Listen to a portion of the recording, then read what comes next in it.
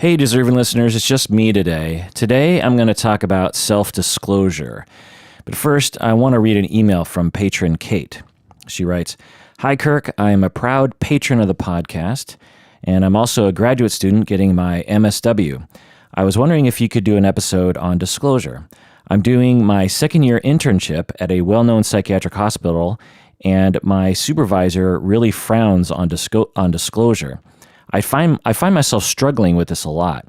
It's not that I want to bring the conversation back to me, but I want to relate to the patients as fellow human beings and to let them know someone really does understand and that they aren't alone.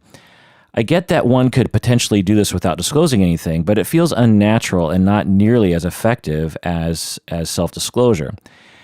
I'd be really interested to hear your process of deciding and why you don't want your clients to know certain things about you, but are okay with them knowing others." She asks a few other questions here. "Do you ever find it hard to hold back from relating?" Or I'm guessing she's asking, to hold back from self-disclosing about my experience. "Do you have any stories from when you ended up regretting sharing or not sharing something? What do you do when clients ask you about yourself?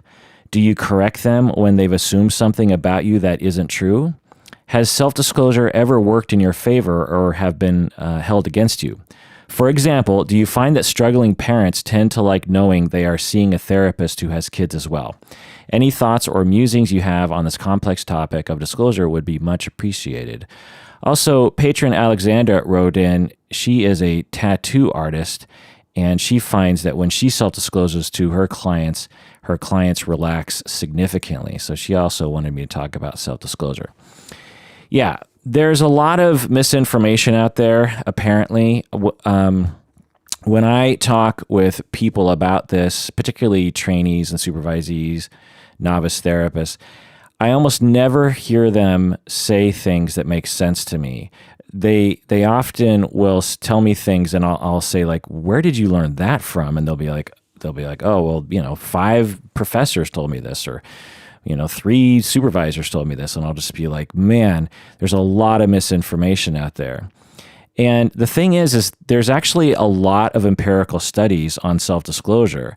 There's a lot of research and science that has looked into the effectiveness of self-disclosure and the qualities of good self-disclosure and the qualities of bad self-disclosure. So it's not like there isn't good research and literature out there. So it's a bit of, to me, in my anecdotal experience, there's a huge gap between the consensus and the research and what is often taught to students and to supervisees.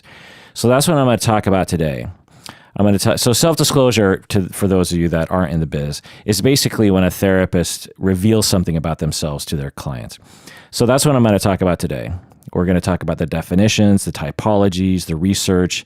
Is it helpful? Is it harmful? What do I do? What do I tell my supervisees to do? And I'm also, at the end, going to provide my guidelines regarding self-disclosure based on the research and my own experience. Welcome to the Psychology in Seattle podcast. I am your host, Dr. Kirk Honda. I'm a therapist and a professor. This episode is just for patrons of the podcast, so if you're listening to this and you're not a patron of the podcast yet, this episode will end before the content begins. If you want to hear the full episode, you have to become a patron of the podcast by going to patreon.com. That's patreon.com.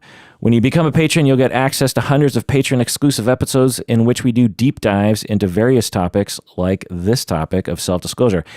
And when you become a patron, you don't have to listen to the vast majority of commercials. And remember that a portion of your monthly pledge goes towards various charities that we support.